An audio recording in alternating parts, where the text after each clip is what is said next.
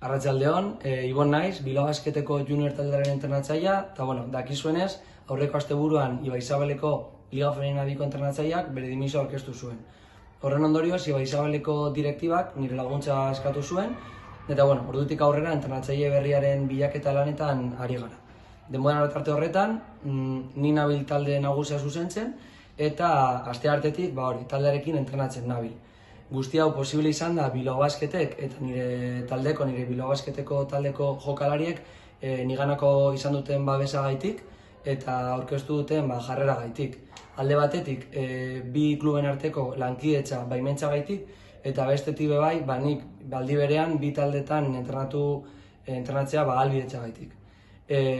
Guzti hau pasatzen ari den bitartean liga aurrera doa, taldea bihar Ferrolen jolasten du, eta horregatik buru belarri dabil talde osoa lanean partidu hori prestatzeko.